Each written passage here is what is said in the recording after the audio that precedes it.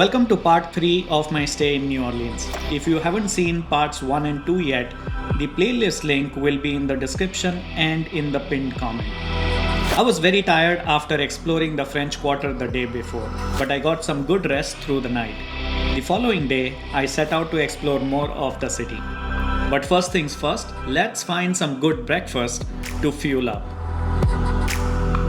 Ooh, Envie Espresso Bar and Cafe looks good.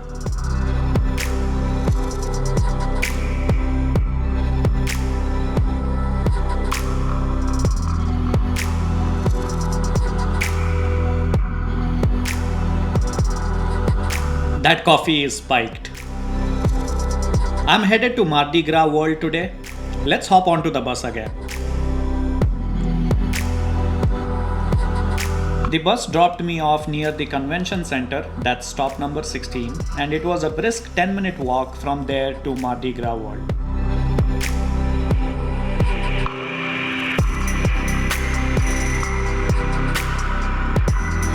Mardi Gras, French for Fat Tuesday, refers to the last day of eating rich, fatty foods before the start of Lent.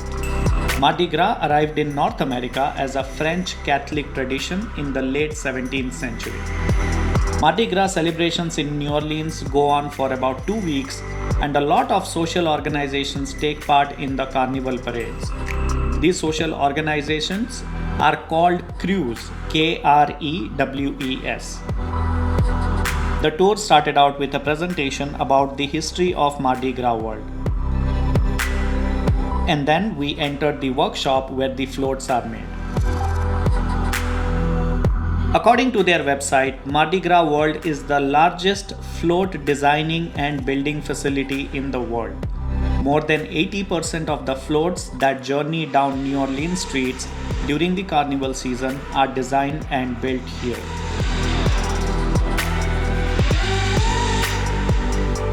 Props are built using Styrofoam. Artists cover Styrofoam with papier match to protect the Styrofoam and create a great surface for painting. The prop is first painted white to cover up any pre-existing paint or the remaining papier match. Then the artists apply a base coat with a spray gun to cover the prop with color very quickly. And then they use an airbrush or a paintbrush to add more detailed features.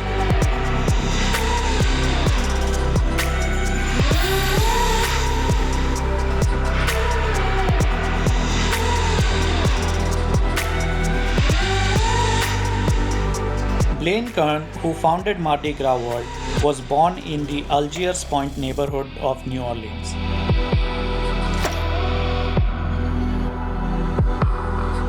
When his mother was ill, Blaine and his father painted a hospital mural as a way to pay her medical bills.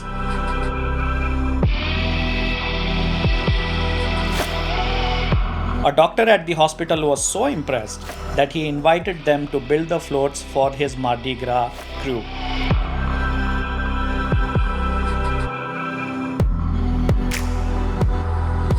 Kern's artistry took him around the world.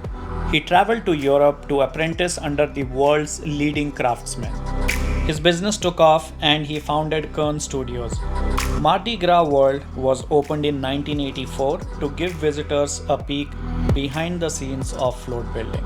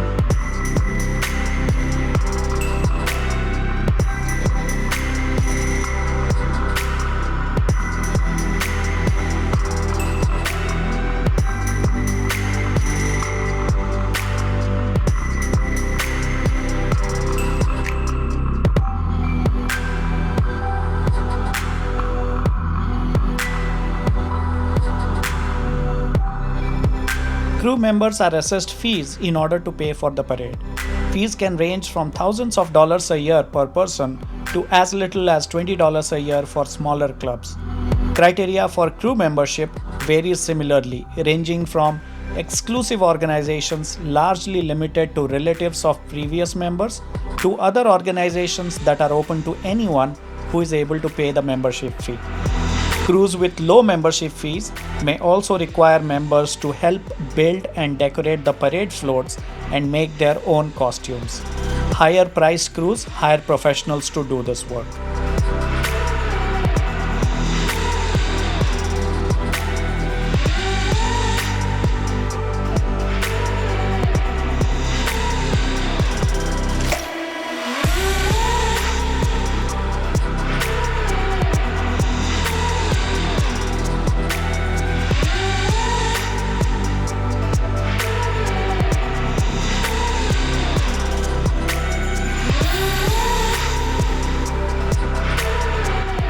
Mardi Gras World is located right next to the Mississippi River, and you can go to the back patio to take the views in. That bridge is the Crescent City Connection, which was formerly known as the Greater New Orleans Bridge. That was Mardi Gras World. Quite interesting to see how the floats are made and how the artists go through the various phases to make the finished ones. After that trip to Mardi Gras World, I was very hungry. So I took a cab to head mid-city to Bayou Bistro.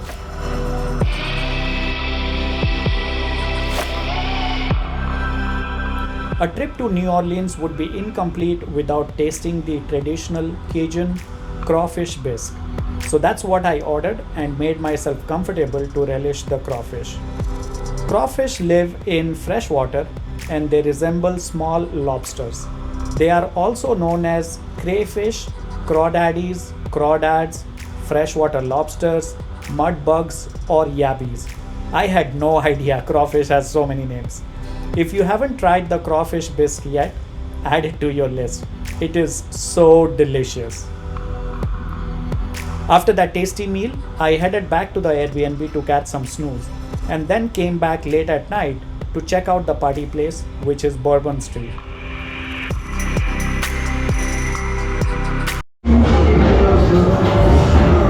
Bourbon Street is a historic street in the heart of the French Quarter of New Orleans.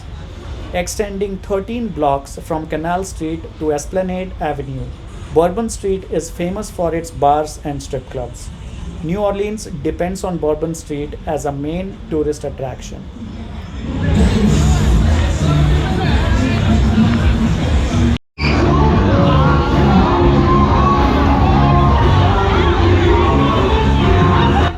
Largely quiet during the day, Bourbon Street comes alive at night, particularly during the French Quarter's many festivals. Of course, most famous is the annual Mardi Gras celebration, when the streets are crowded with thousands of people.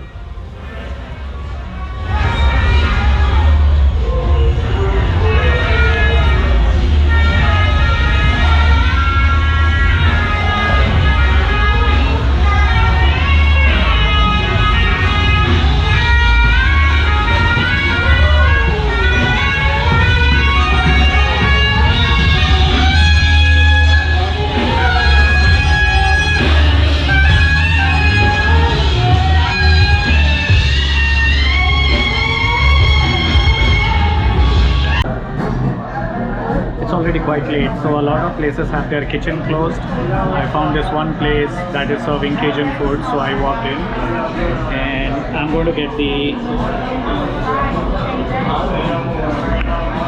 to try the Gator Tail bites and some Cajun fries, and we'll go from there.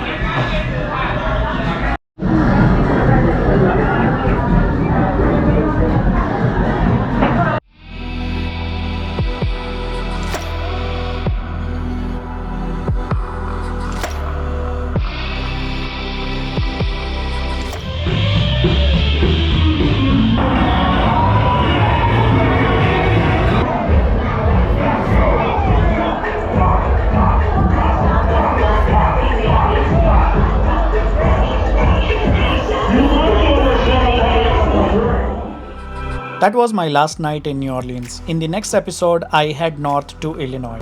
If you like this episode, give it a thumbs up and subscribe to the channel. I'll see you next time.